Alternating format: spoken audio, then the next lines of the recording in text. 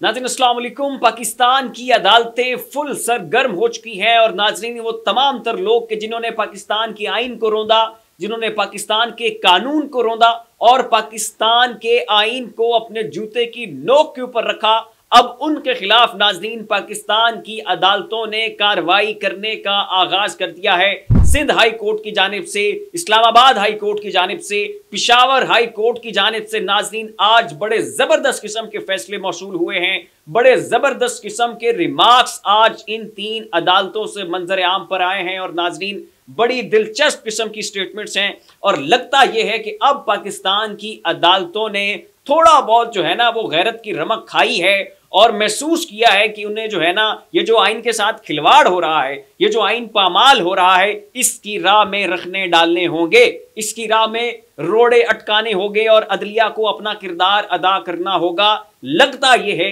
कि अदलिया ने अब इस जरूरत को महसूस करना शुरू कर दिया है। नाज़रीन आज इस्लामाबाद हाई कोर्ट में क्या हुआ, आज सिंध हाई कोर्ट में क्या हुआ, आज पिशावर हाई कोर्ट से क्या फैसला आया, ये सब कुछ नाज़रीन आपके सामने रखते हैं। तहरीक इंसाफ के बहुत सारे लोगों को जमानतें भी मिल चुकी हैं, एक एक डिटेल जो है वो आपके साथ शेयर करेंगे, लेकिन उससे पहले आपसे रिक्वेस्ट है कि इस चैनल को सब्सक्राइब करें, साथ जो बेल आइकन है उसके ऊपर भी लाजमी क्लिक कीजिएगा ताकि वो तमाम तर खबरें जिनकी कवरेज मेन स्ट्रीम मीडिया के ऊपर नहीं हो रही है वो आपको इस एक प्लेटफॉर्म के ऊपर जो है वो मिल सके। तो नाज़रीन बात शुरू कर लेते हैं इस्लामाबाद हाई कोर्ट से। तो इस्लामाबाद हाई कोर्ट ने नाज़रीन तौहीने अदालत की जो केस है वो इस्लामाबाद के डिप्टी कमिश्नर के खिलाफ वो लगा हुआ था इस्लामाबाद हाई कोर्ट में, और इस्लामाबाद हाई कोर्ट ने इंटरवीन करके तहरीक इंसाफ के कुछ रहनुमाओं की जो जमानतें हैं वो की थी और डिप्टी कमिश्नर से ये कहा था कि जनाब अब आपने तहरीक इंसाफ के लोगों के लिए एमपीओस के ऑर्डर जारी करके इनको अपनी डिटेंशन में नहीं रखना, इनको रिहा किया जाए। लेकिन उसके बावजूद डिप्टी कमिश्नर ने जो है वो तहरीक इंसाफ के रहनुमाओं को अपनी तहवील में रखा और खास तौर पर शहरयार अफरीदी जो हैं वो इस केस में जो है वो पेश थे। तो अब नाज़रीन इनके खिलाफ तौहीने अदालत का केस लगा हुआ था, कार्रवाई जारी थी, लेकिन जो डिप्टी कमिश्नर साहब जो हैं ये अदालत में पेश नहीं हो रहे थे। तो गुज़श्ता रोज अदालत में पेश ना होने की पादाश में जो जस्टिस हैं बाबर सत्तार, उन्होंने जो डिप्टी कमिश्नर हैं उनके नाकाबिले जमानत अरेस्ट वारंट जारी कर दिए थे और यह कहा था कि मैं चारों सूबों के आईजीज को हुक्म देता हूं, मैं इस्लामाबाद के आईजी को हुक्म देता हूं कि जहां कहीं भी आपको ये बंदा मिले उसे फौरी तौर पे पकड़ के जो है वो मेरे सामने लाया जाए। ये नाज़रीन गुज़श्ता रोज की कार्रवाई है। गुज़श्ता रोज इस्लामाबाद हाई कोर्ट के जस्टिस बाबर सत्तार ने यह कहा था कि डिप्टी कमिश्नर जहां पर मिले इसे पकड़ के मेरे सामने हाजिर करो। ये होता कौन है तौहीने अदालत करने वाला, ये होता कौन है अदालत के अहकामात को पस्से पुश्त डालने वाला।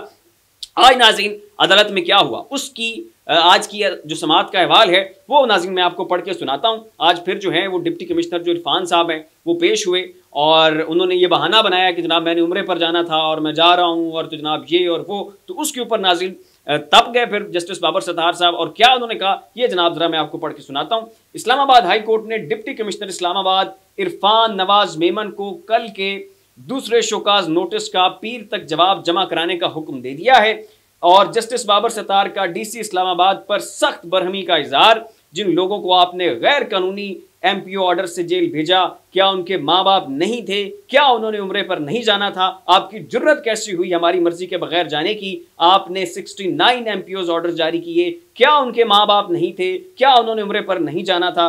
तो नाज़रीन जस्टिस बाबर सत्तार का डीसी इस्लामाबाद इरफान नवाज मेमन से मुकालमे के दौरान शदीद इजहार बरहमी। तो ये नाज़रीन इस वक्त उन लोगों का हाल है, ये है वो उनकी सरजनिश, ये है वो उनकी पसपाई, ये है वो पूरे अदालती अमले के सामने उनकी बेइज्जती कि जिन्होंने पाकिस्तान की आइन के साथ खिलवाड़ किया और लोगों को सियासी कैदी बनाया, सियासी बंदी बनाया। और एक आम जो बंदा प्रिजन में जाता है, जो जेल का कैदी होता है, एक आम शहरी के साथ जो सलूक किया जाता है उससे भी कई गुना ज्यादा बदतर सलूक जो है वो तहरीक इंसाफ के लोगों के साथ किया गया और उसकी फुटेज जो है वो सारी मंजर आम के ऊपर आती रही। आपने देखा कि कैसे शहरयार अफरीदी के साथ जो है जो उनका रवैया था, जो उनकी फुटेज थी, जैसे उनका गिरेबान चाक था। तो अब जनाब मेरे ख्याल में इनके जवाबदेह होने का वक्त जो है वो आ चुका है। तो ये समाअत नाज़रीन मुलतवी हो चुकी है। अगली समाअत में इस हवाले से अहम पेशरफ्त होने की जो है वो तवक्को है। क्या अगली समात में जो है वो उसकी अहवाल होगा, वो भी इंशाल्लाह आपके साथ शेयर करेंगे। अगली खबर नाज़रीन सिंध हाई कोर्ट से। तो सिंध हाई कोर्ट में जनाब जो है वो जो इंटरनेट की बंदिश थी जो कि 8 फरवरी को की गई, उस हवाले से ये केस जो है वो अदालत में लगा हुआ था और ये उस केस इस दरखास्त का मतन था कि 8 फरवरी को इंटरनेट बंद किया, जिसके नतीजे में जो टर्न आउट था वो बहुत ज़्यादा कम हो गया और अगर इंटरनेट बंद ना होता तो टर्न आउट ज़्यादा होता और इलेक्शंस की जो नताइज हैं वो भी मुख्तलिफ हो सकते थे। अब इसके ऊपर नाज़रीन सिंध हाई कोर्ट के चीफ जस्टिस क्या फरमा रहे हैं, कितनी टिका के और कड़ाकेदार किस्म की तनकीद उन्होंने की है, ये जनाब जरा आप समात फरमाएं और मैं चाहता हूं कि एक एक लफ्ज जो है उनका वो आप तक जूं का तूं पहुंचे। तो उनका नाज़रीन आज कहना था, ये चीफ जस्टिस हैं अकील अहमद अब्बासी, तो उन्होंने रिमार्क्स देते हुए कहा कि ड्राइंग रूम में बैठ कर ओहदे बांटने थे तो इलेक्शन कराने की क्या जरूरत थी, इलेक्शन ना आप कराते। समात के दौरान chief justice Sindh high court ने कहा कि जिस तरह आप लोगों ने इलेक्शन कराए हैं पूरी दुनिया तारीफ कर रही है, इंटरनेशनल मीडिया भी आपको बता रहा है कि पाकिस्तान में किस तरह के इलेक्शन हुए हैं, इंटरनेट जहां भी नहीं चला वहां भी नहीं चला, कहीं भी नहीं चल रहा। ऐसा मत करें कि लोग अब समझदार हो गए हैं, लोगों को सब पता है कौन क्या करा रहा है, आप ताकतवर हैं, इंटरनेट बंद करके दुनिया में अपना तमाशा क्यों बना रहे हैं। Chief justice Sindh high court ने रिमार्क्स दिए कि जिस तरह प्रेशर कुकर की हल्की सीटी बजती है इसे बजने दें, ऐसा ना हो जैसे सीटी बंद करने पर प्रेशर कुकर की तरह सब फट जाता है, इस तरह धमाका हो जाए। तो उनका कहना था कि अगर लोगों के अंदर गुस्सा है, वो अपना एहतजाज रिकॉर्ड करवाना चाहते हैं, वो इलेक्शंस के लिए निकलना चाहते हैं, वो एहतजाज करना चाहते हैं, वो इंटरनेट के ऊपर बैठकर अपने अंदर जो उनके अंदर आग है उसको उगलना चाहते हैं, तो उनको उगलने दे। ये ना हो कि एकदम जो है पूरा प्रेशर कुकर फट जाए और फिर आपको लेने के देने पड़ जाए। मजीद उनका कहना था कि सदर मुमलिकत कौन होगा, वज़ीर आज़म कौन होगा, गवर्नरशिप किसे दी जाएगी, अगर इस तरह करना था तो इलेक्शन क्यों कराएं, ड्राइंग रूम में बैठ कर ओहदे बांटने थे तो इलेक्शन कराने की क्या जरूरत थी। Chief justice Sindh high court ने कहा कि आप लोग ताकतवर हैं, जैसी प्लानिंग करते हैं वैसा कर लेते हैं, इंटरनेट बंद करने में दुनिया में आपने अपना तमाशा क्यों बनवाया। ऐसा लगता है अदालतें सारे इदारे बेवकत हो चुके हैं, कौन मुल्क चला रहा है। चीफ जस्टिस ने रिमार्क दिया कि यही तो मसला है, अदालतों को भी संजीदा नहीं लिया जाता। डीसी इस्लामाबाद को अदालत ने तौहीन अदालत का नोटिस दिया तो बोलता है मैं उम्रे पर जा रहा हूँ। तो ये नाज़रीन इस्लामाबाद हाई कोर्ट की तरफ जो डिप्टी कमिश्नर है जिनका मैंने अभी आपको अहवाल सुनाया, उनकी तरफ उनका इशारा था। मजीद उन्होंने कहा कि जो लोग सब कुछ कर रहे हैं उनको कोई नहीं बोलता, सब अदालतों को समझदार समझते हैं। अदालत आलिया ने हुकूमत से इलेक्शन के दिन इंटरनेट बंद करने की वजूहात जो हैं वो नाजरीन तलब कर ली हैं।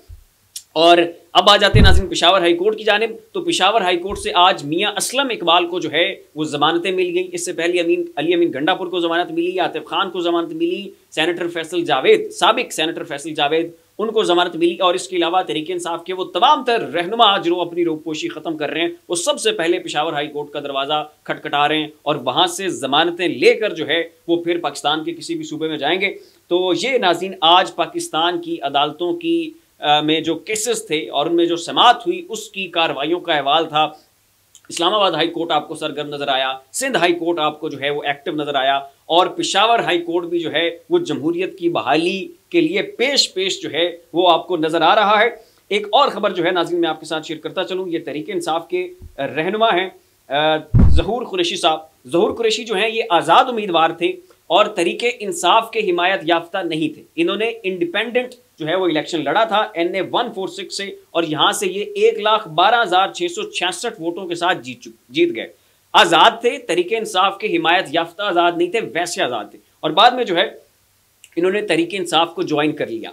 तो जब तहरीक इंसाफ को ज्वाइन करने से पहले ये जीत चुके थे, इनकी जीत का नोटिफिकेशन जो है वो जारी हो गया था। इलेक्शन कमीशन ने अनाउंस कर दिया था कि यहां से ये उम्मीदवार जो है वो जीत चुका है। लेकिन जब इन मोहतरम ने जाकर तहरीक इंसाफ को ज्वाइन कर लिया तो नाज़रीन इलेक्शन कमीशन ने इनकी जो जीत का नोटिफिकेशन है उसको मुअत्तल कर दिया है। और इनके बकौल ज़हूर कुरैशी साहब का कहना है कि मुझे अप्रोच किया जा रहा था कि मैं नून लीग को ज्वाइन करूं और मैंने नून लीग को ज्वाइन करने से इनकार करते हुए तहरीक इंसाफ को ज्वाइन किया है, तो अब जनाब जो है वो मेरा नोटिफिकेशन मुअत्तल कर दिया। तो ये थी नाज़रीन आज की कुछ अहम तरीन खबरें। इनके हवाले से आपने जो अपनी राय है उसका इज़हार कमेंट बॉक्स में ज़रूर देना है। और ये जो आज आपको अदालतों के अंदर ये जो एक इनकलाबी की सी कैफियत नजर आई, इसके ऊपर आपकी क्या राय है? क्या आप समझते हैं कि ये इन द लॉन्ग रन ऐसे चलेगा या कि ये एक छोटा सा हवा का झोंका है जो कि अभी के अभी खत्म हो जाएगा? इसका इज़हार नीचे कमेंट बॉक्स में जरूर कीजिएगा। फिल वक्त इतना ही, इसी के साथ अपने मेज़बान को इजाज़त दीजिए, अपना ख्याल रखिएगा। अल्लाह।